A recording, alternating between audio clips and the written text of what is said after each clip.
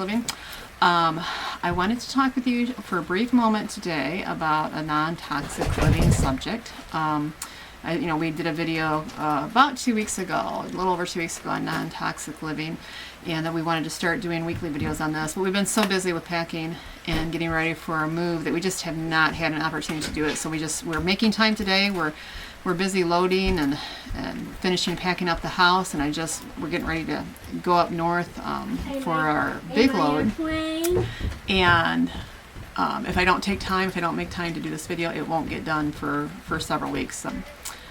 But I just talked to you about deodorant today. Everybody's obsessed with smelling good, not being offensive at all, and there's a lot to be said for that. That's really good, but also we can go overboard, and we don't allow our body to function correctly the way that it's supposed to function. Our body was actually intended to sweat. As disgusting as that may sound to many, or as primal as that may sound, that is what our bodies were made to do. The good Lord created them that way so that our sweat glands threw out toxins that were in our body, and it was a way for it to flush it out of our system. Our system has many ways to flush toxins out of itself, but this is one very important way that we often try to stop, and we need to realize that we're doing more harm than good. We can be non-offensive without stopping our body's natural process.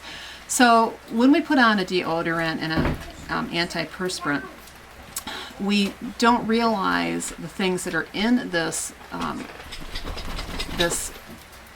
little bar or powder or spray that keeps our body from functioning correctly. We're just glad that we're not going to have wet spots under our shirts or be offensive during a meeting or talking with somebody.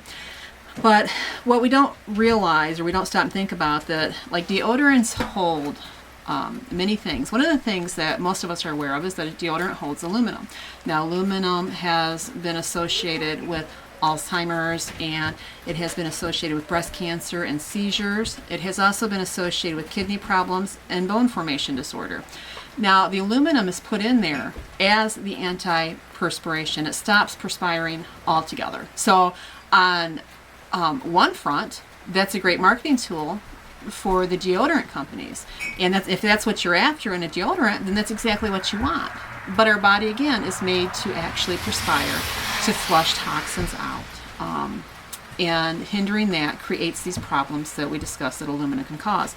Another thing that many deodorants, antiperspirants, hold is called parabens.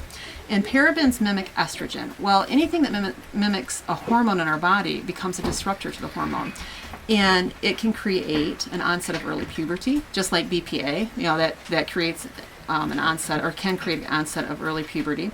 It can create birth defects, and it can increase the risk of hormonal cancers. A third thing that we find in antiperspirants and deodorants is phthalates. Phthalates are there to help with the consistency of a product for the manufacturing. Like when you make something at home, oftentimes it might vary a little bit, from a loaf of bread to, I'm trying to think of something real quick. A batch of cookies, the consistency might be a little different. But manufacturers are really smart because they know if they put certain things in their products, they're always going to get the exact same consistency, whether it's in a food or it's in a hygiene product or a cosmetic product. But what the phthalates also do, it helps in cell mutation, and it is also a hormone disruptor.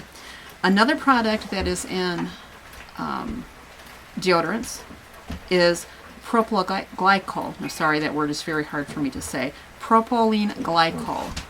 And what that is it increases absorption. We're back to not wanting to perspire or get spots on our clothes or be embarrassed when we're communicating with somebody.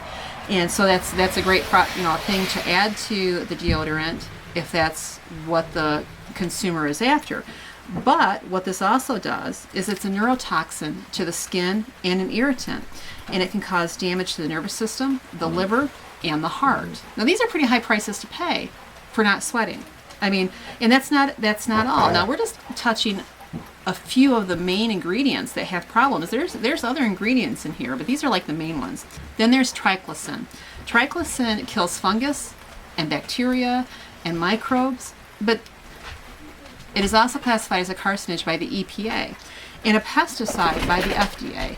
Now, I have problems wanting to put this stuff on my skin and my family's skin. So we quit using deodorant a long time ago.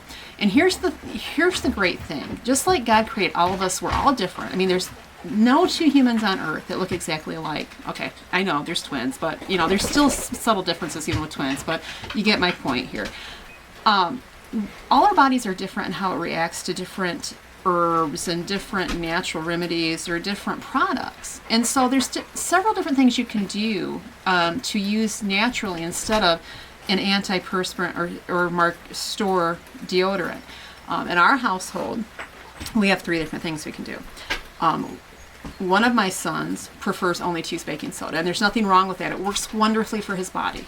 And he just puts it on as a powder. He doesn't get it wet or anything. He showers and he puts it on after a shower, and it works for him. Now, is it long lasting like a deodorant that you'd get in the supermarket? No, it's not. But it does work from him being offensive and smell if he's working hard, because he's a very physical worker, and it just does the job for him. Now, my husband is a little bit different. He prefers a combination, a mixture of deodorant, a powder deodorant that we compiled and put together based on some research that we did. So I use Bob's Red Mill baking soda, which is naturally mined. There's other naturally mined baking sodas out there, but this one is easily found for most places.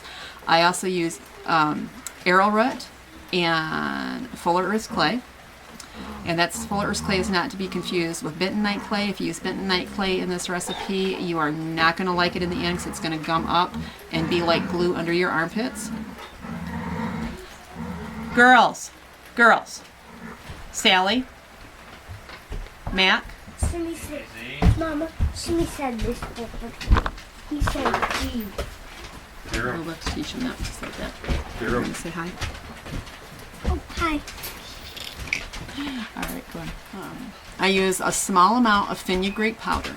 Now, everything in this is something you can determine by where you buy it to get organic, and that's what I love about it. Except for baking soda. Baking soda is not organic, but it is naturally mined.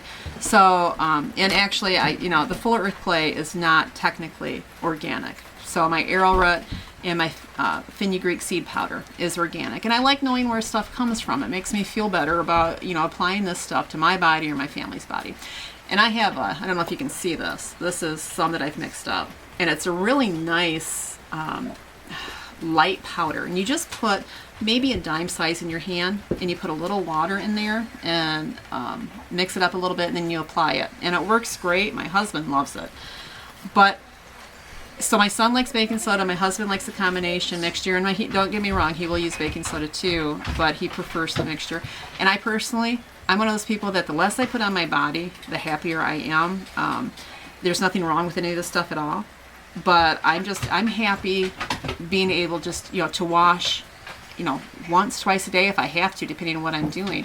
But that's the beauty of it. Our body wants to function, and we're all different, and we can all find different ways to create a healthy, clean, non-toxic environment. And what works for one person may not work for another, but there's alternatives so that we don't have to go to the commercial manufactured things that are harmful to our body. I mean, the list that I just read off, that should be enough for almost anybody to want to quit applying this stuff to their bodies. I mean, it's just amazing to me what is allowed to be sold in these things.